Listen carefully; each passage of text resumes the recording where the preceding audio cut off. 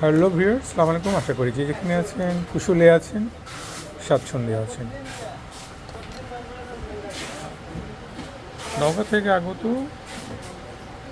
16 চালের নিচে একটা কাজ শুরু করলাম। দেখেন ক্যাপাসিটিগুলো অনেকগুলো ফুলে গেছে, ড্যামেজ হয়ে গেছে। এই পাশ দিয়ে একটা বাস্টও হয়ে গেছে, কিছু পার্টসও পড়ে গেছে। আর আর কি আছে সেটা মিটার দিয়ে মাপলেই বোঝা যাবে যে কী কী সমস্যা হচ্ছে।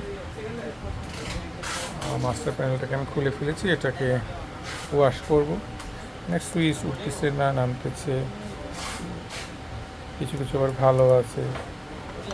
তো এগুলো সব ওয়াশ করলে তারপর বোঝা যাবে যে কতটুকু ভালো থাকবে, কতটুকু মন্দ থাকবে। তো যেগুলা মন্দ সেগুলোকে খারাপগুলোকে চেঞ্জ করে ফেলবো। ভুলিয়ন কিছু কিছু কাজ করে, কিছু কিছু করে না।